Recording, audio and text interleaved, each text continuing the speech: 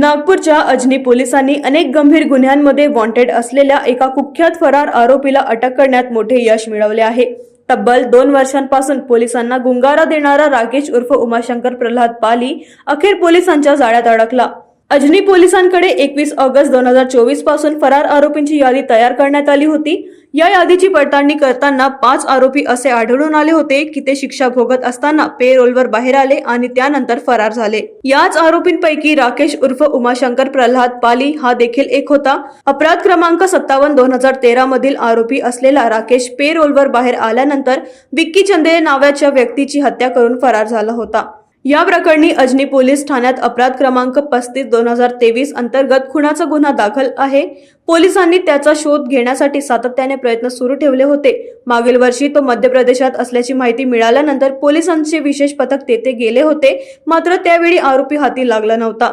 दरम्यान 3 वर्षांपूर्वी तपास पथकातील पोलीस अंमलदार अतुल टिकले यांना आरोपीबाबत गुप्त माहिती मिळाली। त्यानुसार 85 प्लॉट परिसरात सापळा रचण्यात आला।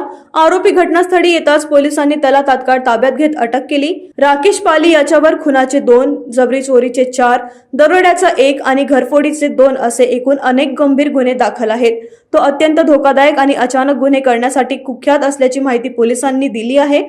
सध्या आरोपीला अटक करण्यात आली आहे आणि पुढील तपास अजनी पोलीस करीत आहे।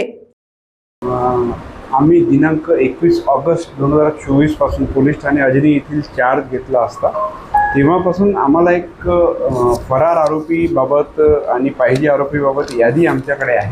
तर त्या यादीचे आम्ही अवलोकन केले असता आमच्या असं निदर्शनास आलं की 5 आरोपी असे आहेत की जे पेरोलवर म्हणजे अपराध करून ते त्यांना सजा लागल्यामुळे जेलमध्ये होते आणि पेरोलवर ते पोलीस स्टेशन येथे आले व त्यानंतर ते फरार आहेत। अशा 5 आरोपींमध्ये अपराध क्रमांक 57/13 मधील राकेश उमाशंकर पाली, राकेश उर्फ उमाशंकर प्रल्हाद पाली हा पेरोलवर आला व पेरोलवर आल्यावर त्याने त्याचा नंबरकारी विक्की चंदेल याचा खून केला आणि पोलीस ठाणे अजनी येथे अपराध क्रमांक 35/23 कलम 302, 143, 145, 147, 148, 149, 323, 504, 506 भादवी सह भारतीय हत्यार कायदा 425 अन्वये गुन्हा दाखल होता आणि तो गुन्हा करून हा राकेश पाली तेव्हापासून फरार होता आणि त्याच्याबाबत आम्ही वारंवार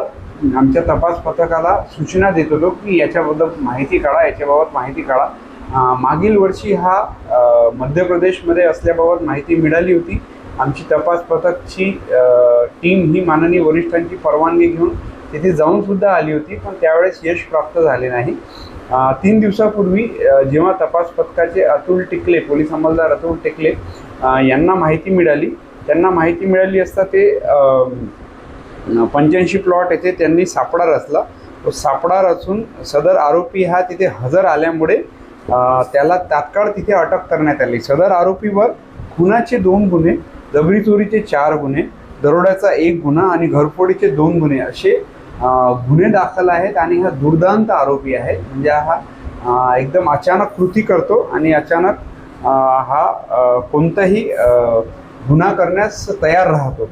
तर यामध्ये प्रामुख्याने माननीय पोलीस आयुक्त श्री रवींद्रकुमार सिंघल साहेब यांचे मार्गदर्शनात आमचे अप्पर पोलीस आयुक्त श्री वसंत परदेशी साहेब दक्षिण विभाग, त्यानंतर माननीय पोलीस उपायुक्त रश्मिता राव साहेब, त्याच्यानंतर सहाय्यक पोलीस आयुक्त श्री नरेंद्र हिवरे साहेब यांच्या मार्गदर्शनात पोलीस उपनिरीक्षक सिद्धांत मस्के, पोलीस उपनिरीक्षक संतोष वाघमारे, त्यानंतर पोलीस हवालदार प्रकाश गाडेकर, त्यानंतर पोलीस हवालदार मनोज नेवारे, अतुल टिकले, अविनाश चंगोले व झोन 4चे अभिषेक पांडे यांनी गौरवपूर्ण आणि उल्लेखनीय कामगिरी केलेली आहे आणि त्यांनी माहिती मिळताच तात्काळ वेळ वाया न जाऊ देता सदर आरोपीला अटक केलेला आहे व सदर आरोपीला 2 दिवस PCR मिळालेला आहे। व पुढील कारवाई आमचे गुन्हे पोलीस निरीक्षक श्री प्रभाकर कवाडे साहेब करत आहे। Bureau report NTV 24 news Nagpur.